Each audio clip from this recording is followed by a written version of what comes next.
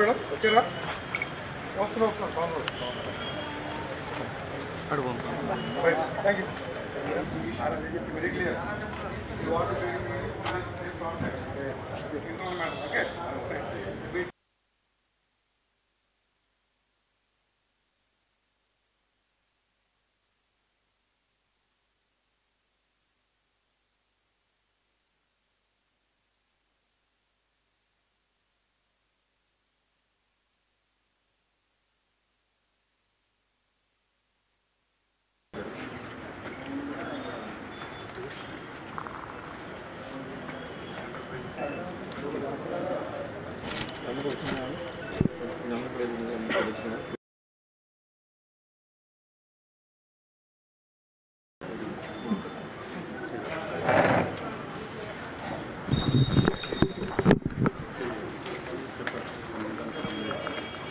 మనకి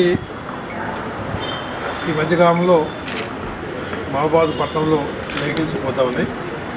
దాంట్లో భాగంగా ఈరోజు ఎస్ఐ విజయ్ కుమార్ సిబ్బందితో వెహికల్ చెకింగ్ చేస్తుండగా మనకి రాతండ దగ్గర వ్యక్తి అనుమానంగా కనిపించాడు. ఆ వ్యక్తిని తీసుకొచ్చి విచారిస్తే అతను కొన్న బండి యొక్క కాగితాలు లేవు. ఫర్దర్గా ముందుగా విచారిస్తే ఇక ఇది దొంగ బండి చెప్పడం జరిగింది. ఈ బండితో పాటుగా ఒక 9 టూ వీలర్స్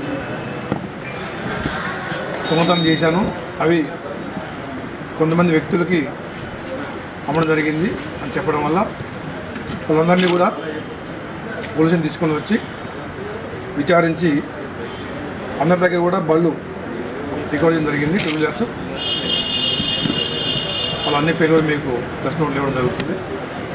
ఒకటే విజ్ఞప్తి, ప్రజలకు ఒకటే విజ్ఞప్తి, ఎవరైనా సరే బండి అమ్ముతామని తక్కువ ధరకి 2-3 వేలకు అమ్ముతామని వచ్చినప్పుడు ఆ బండి యొక్క ఒరిజినల్ డాక్యుమెంట్స్ అన్నీ తనిఖీ చేసుకున్న తర్వాతే బండి కొనుగోలు చేయాలి. అది కూడా చట్టప్రకారం లీగల్గా ఆ వెహికల్ యొక్క రిజిస్ట్రేషన్ పేపర్లు వారి పేరు మీద మార్చుకోవాలి.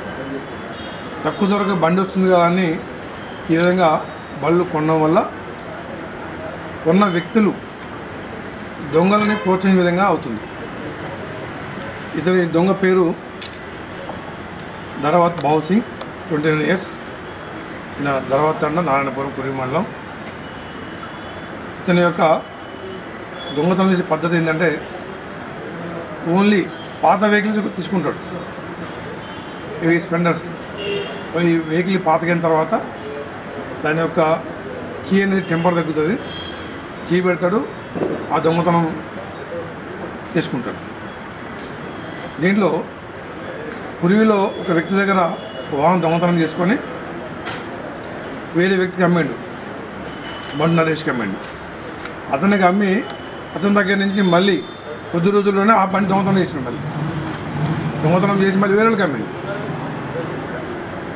జనరల్గా ఏంటంటే దొంగలు బండి అమ్మిన తర్వాత మళ్ళీ దాని జోలికి పోదు. ఈ దొంగ మాత్రం అదే బండి మళ్ళీ దొంగతనం చేసి ఇంకోరికి అమ్మింది.